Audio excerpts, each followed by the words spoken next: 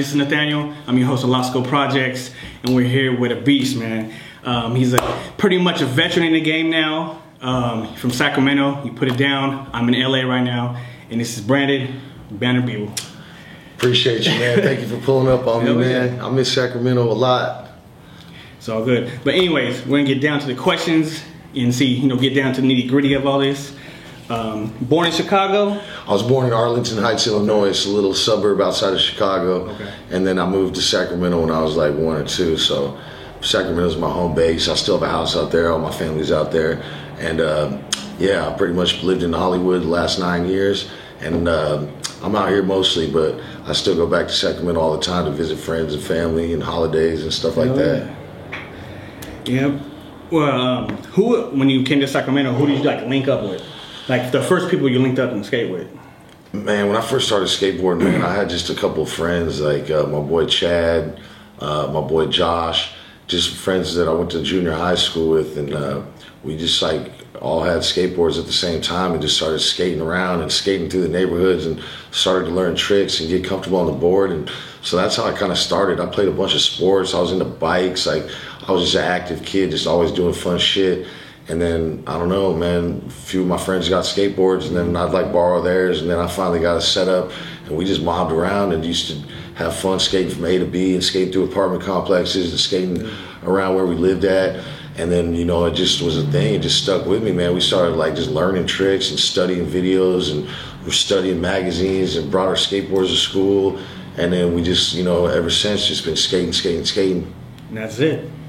So, when did you figure out when you wanted to get sponsored or want to get serious with skateboarding? Man, honestly, I skated for a couple years, man, and I started getting kind of good, I guess, I doing tricks, but I never really asked for it. I never really planned on, becoming pro or anything like that. That was always a crazy dream.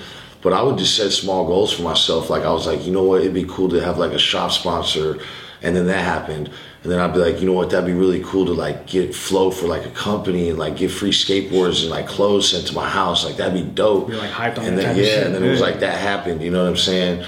And so little things, I just kind of set small goals for myself, and the goals ended up getting achieved. It was crazy. I started getting a shop sponsor, and it was from a little shop called Wave Warriors or something, and it was I got 15% discount, and I was oh, that shit's dope. I get this shit for the low, 15%. And then it was I'm skating for this other shop called The Wave, which is in Roseville, and they, I'd get maybe a board a month or something, and a little discount, or some promo shit, and have some board or stickers and a Wave shirt to rock or something. That's hype right there. Yeah, man, shit like that. Just starting from the bottom, and just these little levels, just kept coming up, and then.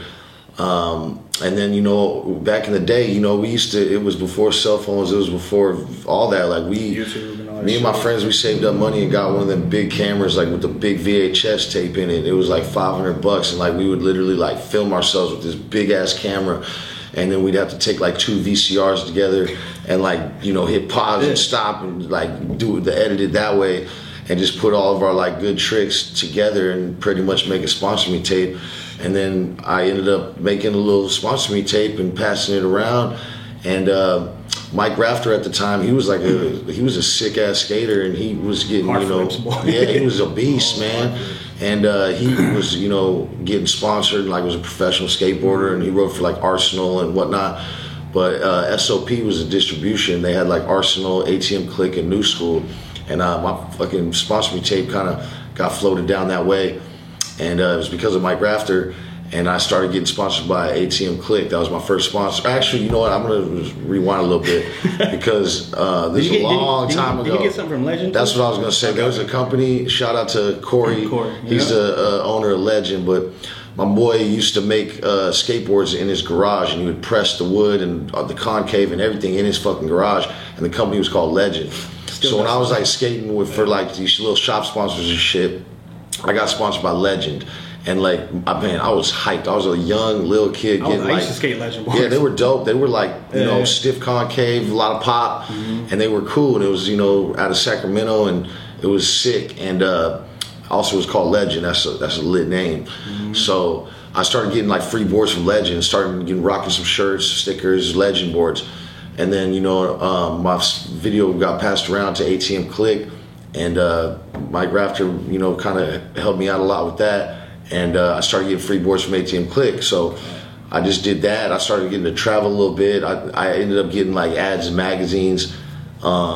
You know what I'm saying? Like busting open a magazine when you're a little kid and you have like an ad in there. That shit was crazy. I'll be hyped on that. Yeah. Just seeing yourself in there. Like, I used to go on like my first trip was like down to San Diego. Met a lot of guys down there. Went to like a trip to like Arizona. Went to like fucking Seattle. Like where I was just a young kid. Like, whoa, I get to jump in this van with all these sick dudes and go skate and shit. Like, that's so like it was dope. That's a fucking dream right there. Yeah, you go places when you're little. Crazy, man. Like with the squad and just nothing but skating and going to all these spots that were in videos and shit. It was lit. And then I skated for ATM Click for a while. Shout out John Fowley. He helped me a lot out when I was a little kid. Let me stay at his house, gave me money, you know, all that. Hooked it up. And then pretty much when I was down in San Diego, they were based in Oceanside. So I was down there a lot. Then I started mixing with them Expedition guys like Shanny, Chris Lambert, Alfonso Rawls, Richard Angelides. And man, you know what I'm saying? Like when that Expedition first came out, I was like, whoa, this shit's lit. I opened the magazine, it was like 10 pages in a row. Like, you know, them Expedition had some fucking hitters. Yeah, they were heavy hitters only, man. And then they didn't have no amps or nothing, you know what I'm saying? I ended up making a relationship with those guys, and those guys all liked me, and they put me on Expedition. I was like the only am and the first am. And, you know, shout out Troy Morgan, because he's another guy that really helped me, you know, with the getting started, and, you know, put money in my pocket and didn't have nothing, you know, have money to eat on, places to stay, bunch of free gear, bunch of free shit. So, you know, that was when it all started, man. It was a long time ago. We talking about 20 years ago, 20 plus years ago, you know?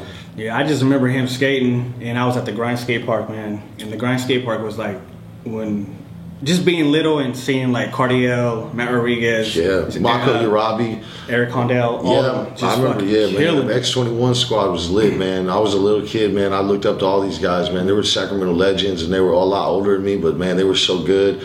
And I would just trip out, and like they started accepting me, and like I'd go skate there all the time, a little skate rat, and just like learned how to skate, man. Like just all them hours in the park, you know, skating, especially with other people, feeding off the energy and the vibes, and you know, it was lit.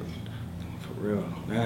I mean, I just remember Sutter. Like everyone was skating Sutter at one point, because that's when they had all the ledges. Yeah. Remember before they tore the small ones too. The small ones too up there. The ground was all good, super smooth Sutter ground. They had the ledges. That's where like everyone would go skate at, and like even if it was pouring rain in Sacramento, you could still go there and stay dry. But yeah, man, Sutter's a legendary OG spot. And kids still killing it over there. Yeah. They still skating that spot. Yeah, man. I don't know what they got knobs in the metal part now. They did a lot. It was like they did. The OG Sutter with the original ledges, and they took those out, and then the other ledge, but then they put metal on it, and then they made the stage. Like plastic bench and shit in the middle or whatever. The and then one of the cool things at Sutter too is just that little incline of the little handicap ramp. It's so mellow, but something about it with the smooth ground, and you push fast, it actually was a bump. So you get your pop on over stuff like on flat. It was pretty much on flat, but that little baby bump like gave you a boost. Yeah, because I don't know if we skated the benches back then. There was no benches back then. There was a long time ago when I skated like with Omar Salazar. There was like these green benches, and they had like rubber on it, but like they were perfect for like a board slide. And he literally lined like 20 of them things up. It was like 100 feet long, and down the little whatever, you just board slide the whole fucking thing. Like, so yeah, we put Sutter to use. We did a lot of shit there, even in the rain during the winter. Like we would have like someone with a pickup truck, someone would have like a cool little box with some metal coping. We'd take it there and just have a sesh on that all night. But yeah, those were the days, man. Sacramento. I used to play a lot of basketball at Sutter too. Like all the time, I fell in love with basketball. I used to play there on the weekends after school. Like it was fun, just skate there. I went to Sutter. Yeah. Oh, did you? I went to Sutter in 7th grade, and then I moved to North area, like Del Paso Heights area. Yeah, Del Paso Heights. And I went to Martin Luther King Junior High, and that shit was ghetto as fuck. I went from like Sutter, it was kind of like Richie a little mixture of like hood, but like when I went to Martin Luther King, fucking all hood shit. Yeah. It was back in the day. Back in the day, Sac was like a lot different than it is now. Like when I was a young kid, like taking the light rail and all that, like. Sometimes it was scary downtown. Sometimes like the shit was popping. This was before cell phones. There was like a lot of crime, a lot of shit going down. But it's just a lot It's a lot nicer now. Shit, I got a ticket on Light Rail too, man. Oh yeah, when I was like 16. Yeah, I used to get them too, man. Like the Wells Fargo. Yeah, I got a ticket there, and then that was a legendary spot too, man. The fools rolled up on horses. Yeah, the cops. And they were like, "What's your name?" You know what I said? What? I said Chad Muska. Oh yeah. And they were like, and I didn't have my ID on me, so they couldn't do nothing. I was 16. They were like, "Hey, get the fuck out of here!" But that spot was hot, man. Everyone was skating that spot. Good ledges, the ledges off the three stairs, the ledges on the sidewalk, the 3 stairs in the street gap, and then I don't know. That place was dope. Even across the street from that, the old Saxadians. Yeah. Like man, that little downtown block was fun. I used to come all the way from like Citrus Heights, take the light rail to a bus just to skate that little zone. Oh shit. Yeah, because they had hella ledges back in the day. Then they tore it all out, tore the buildings out, everything. They ain't shit with that. Yeah, it's different now. Now when I go to Sackville don't, to be honest, to me, I think Sackville don't have the spots like they used to. They have more skate parks now. Yeah. You know what I'm saying? Yeah, like back in the day, like when I grew up in Sacramento, it's like I had like my father take me and my friends when we were super young. We got to drive all the way to Napa or like Santa Rosa or like Benicia and like all these like all the way to commutes to hit the skate parks. And now it's just like skate parks are like tennis courts. They're just everywhere, man. Yeah, because I watched your little thing on Push, and you said your dad, he was always traveling. Like, yeah. Just trying to my dad was hella cool, man. He always was supportive of that. And I had like just a bunch of friends my age, and he used to take us to San Francisco. And like, you know, he'd sit in the car all day. And we'd skate like Embarcadero, Fort Miley, fucking Pier 7, like all in Wallenberg. And like he would just be chilling in the car, and me and my friends would just go skate all day at these dope spots that we'd see in the videos. Yeah, we'd have like little skate park trips, like go hit Santa Rosa, Petaluma, Benicia, and then get a hotel, and then the next day hit like fucking 3 more spots. It was lit, man. Your dad was down with that. Yeah, he was down. He was supportive. My dad was the only person who drive me to West Sac. Oh yeah, my dad used to do that too. West Sac all the time. He would go to North Sac. That's where the grind was at. He would drop me off and be like, "Hey, how long you gonna be here?" I was like, "Shit, 4 or 5 hours." Yeah. And then when I'm done, I'll call you and pick me up. Yeah. That's what my dad used to do, man. Yeah, man. That's what's up. That's about it, though. But anyways, I got a question for you. All right. And it's from somebody. Okay, great. And they said your head injury that was on trauma in the ER. He said bleeding out of your ears and vomiting. Someone gave me this question. Yeah, basically when I was like 16 years old, we skated this real popular spot. It was called Paradise Beach, and it was a big tent set with the sidewalk. And it was like growing up in my area, it was like there was only a few people that ollied this big ass sack of stairs. And one day, like, you know, I got out of school and I ollied this big ass set of stairs, and I was super hyped. And then next to it's just a tall 7 stair, and I was just busting a bunch of tricks down. I'm like just rifling through my little bag of tricks, and then I just ended up doing a frontside pop shove it, and I slinged out and smacked my head, and I was out cold. I was out like a light. And like shit, I don't even remember because I was knocked out, but I remember like I woke up in the hospital and I was like naked. I had like a fucking catheter on my dick. I was like suction cups. I was bugging. I was like drugged up. I was like, yo, what the fuck? And they're like, yo, you hit your head. And I'm like, oh, what? And thankfully, I was with 2 of my homeboys, and they like back in the day, no cell phones, nothing. Like they were grabbing my hand, like telling me like to squeeze my hand if I hurt him, and I was just out cold. But they had enough knowledge to call an ambulance and whatnot, and I had to get in an ambulance. I basically fractured my skull, and I missed like about 3 months of school. I didn't skate for like a year, and I just had like a slow recovery where I just kind of had to be chill. Like, you know, I fucking hit my head hella hard. And then when I was in the hospital, back in the day, we used to film each other. So when I was in the hospital, like they were doing a TV show, Trauma and Life in the ER, and then they came up to like my boys, and my boys were like, "Hey, we got this shit on film," you know what I'm saying? Mm-hmm. And so like when I was young, I not only hit my head, fractured my skull, but I got it on tape, and they did a whole little show on TV on it. But it was cool. I got to miss a lot of school. I didn't have to do shit. I just just chilled. I played a lot of miniature golf. And then I got into golf. Like I was playing miniature golf at this little mini golf place down the street from my house. And then after that, I started playing real golf. And that's how I got into golf. I love golf. But I've been golfing since 1990. Yeah, man. It's a great game, man. Yeah, so. I love golf. But yeah, that was pretty much my biggest injury, man. Like, you know, head is a serious injury, and I fractured my skull. It just took a long time, like, you know, to get back to 100 and, you know, to feel good, and then I had to build that confidence back and all that shit. But you definitely did. So. Working on it. He killed this shit. So Yeah, so yeah, that was shit. That's still to this day, man. Yeah, we don't need to be hitting our heads, man. I had a concussion about 3 years ago at the B. Yeah. Knocked me out, and I didn't know I got knocked out. And my homie was holding me up, and I was like, I told him, "What the fuck you hold me for?" Yeah. Like, what are you doing? And I got up. I was like, "I'm cool." He's like, "You just hit your head and you were snoring, bro." Yeah. And I was like, "No, I wasn't." And then I got, but I got up, and then everything was like fucked up. Fucked up. And then Matt Pels, he was like, "You cool?" Yeah. And I was like, "Yeah, I'm alright." I wasn't alright. Yeah, man. You seen stars and shit, Yeah, bro. concussion's no joke. Yeah, man. You gotta protect the head, man. So, but yeah, that's what's up, man. Okay, we're gonna fast forward to Girl. Girl, let's talk about it. Girl, yeah, how'd you get on Girl? Right how'd you get on Girl? And Girl, well, see, like I basically, was on Expedition. I was like an up and coming skater. I was a young kid. I was just constantly just being a skate rat. And then,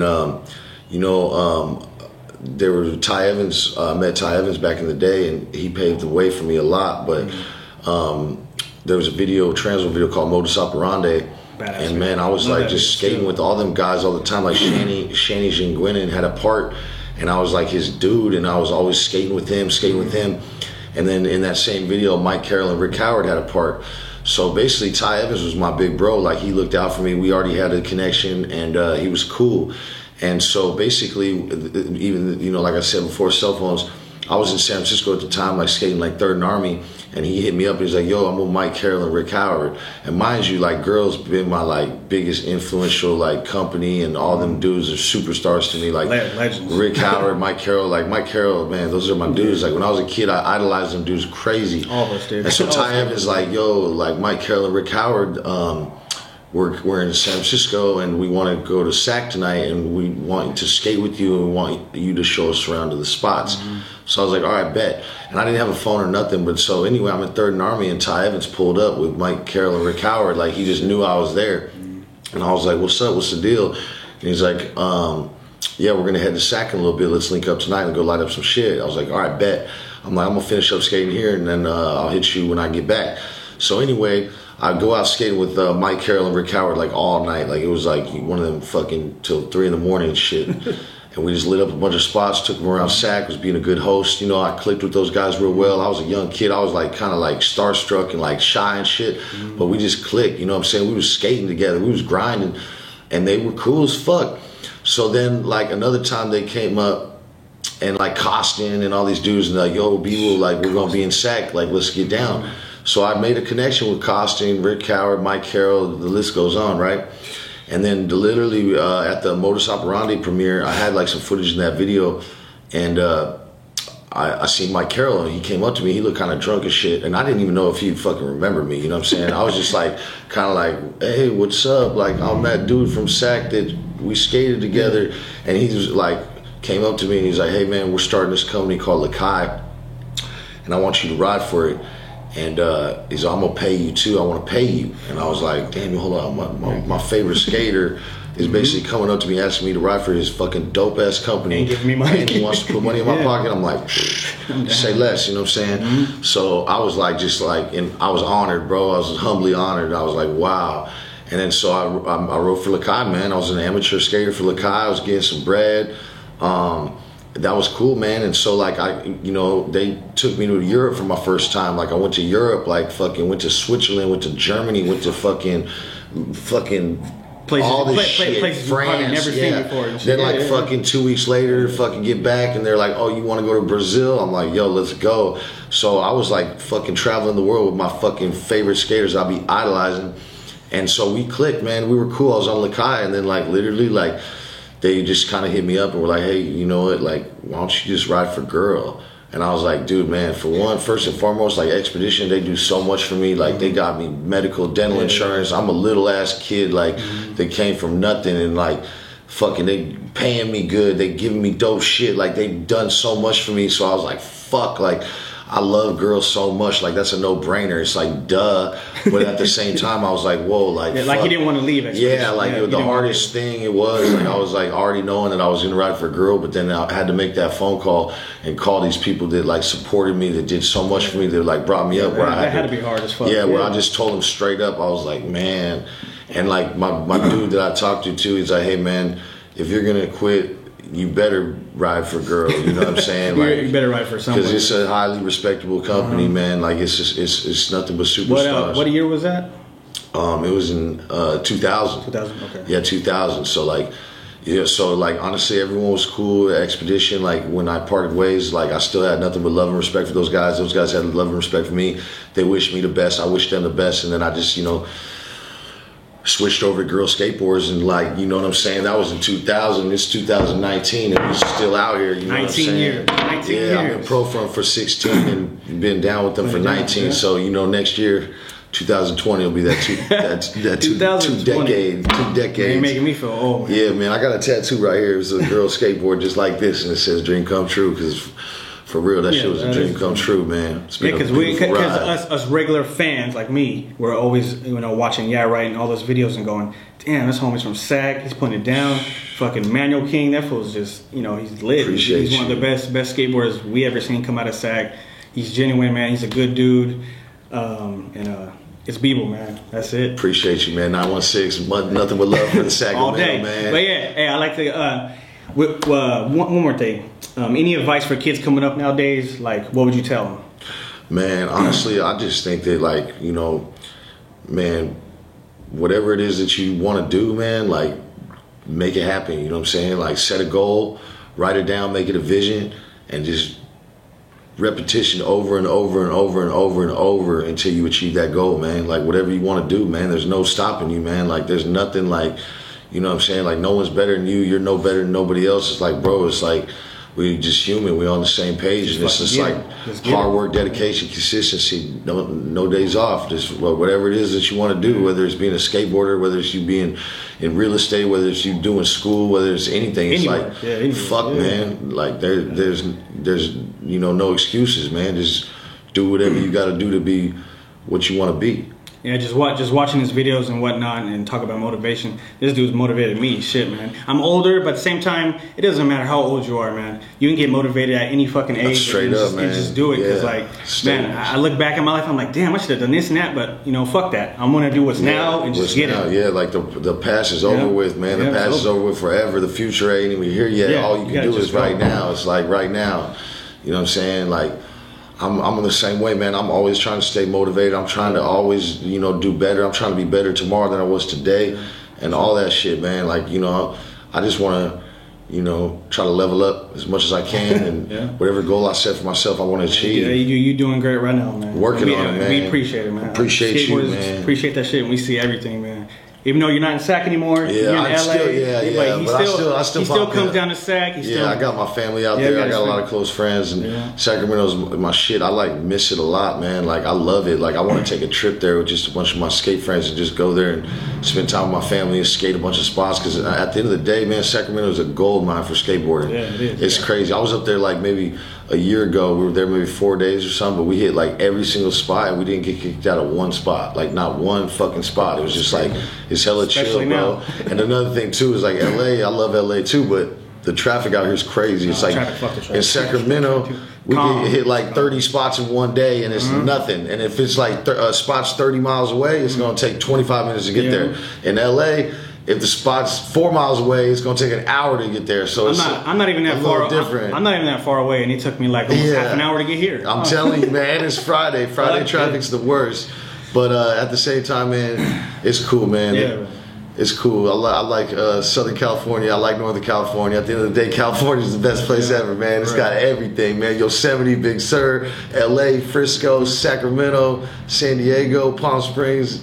What you need, man. We good. But anyways, man, hey, I thank you, Beeble, for this, man. Thank you, brother. I appreciate you. This is crazy shit, man. Appreciate you. I looked up to him since I was a kid. And I'd like to give a little shout outs to the people who support my show, man. My little bitty show. Esla Boom, Matt, American Cream Company, Willie's Workshop, the Inman, and Boulevard Skate Shop, Todd. Shout Skate out shop. Todd. Go Todd's to the man. Boulevard Skate Shop in Sacramento. That's my homeboy. We out here. Boulevard, baby. We out. Take it easy. Peace. Much love. Hey, I appreciate you, boss. Thank you, bro.